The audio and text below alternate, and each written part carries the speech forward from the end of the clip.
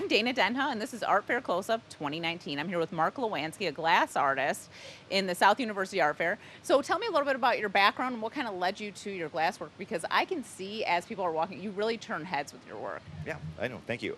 Yeah, my background is of all things engineering, and I did about a 2-year stint as a material and metallurgy guy at Chrysler. Uh, so that didn't satisfy the creative urges I had, so I cut out and traveled Europe and came back.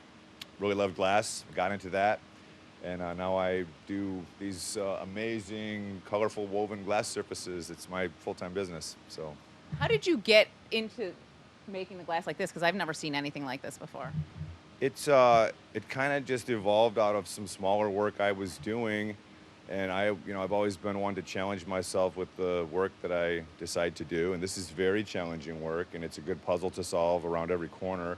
So I just developed a lot of the techniques off the cuff, and it was just something that I uh, kind of morphed into from smaller work. What about the colors? Can you find glass in all these colors, or are you doing something to make these more metallic colors, or like because it's very vibrant? Yeah, the glass is available in the colors that I have. I have this to choose from, but I will superimpose different smaller strands on top of some wider to try, from a distance, you'll get the illusion that you're seeing a lot more color in many ranges that are not really there.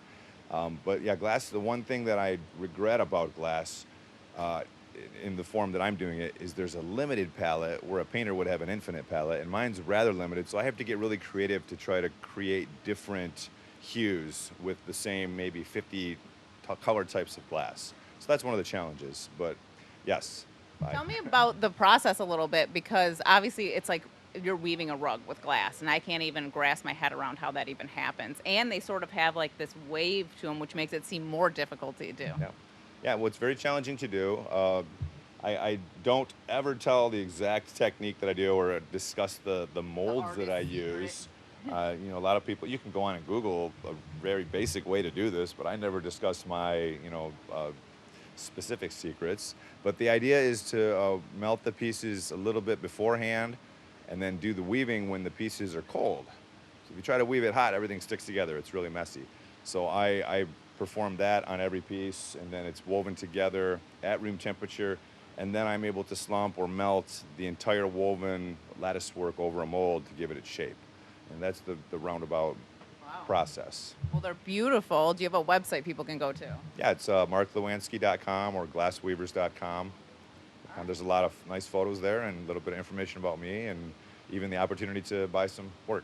Yeah. And they can come to the 2019 Ann Arbor Art Fair to come buy some You work as can. well. Definitely can. Very good idea. All right. Stay tuned for more from the Ann Arbor Art Fairs.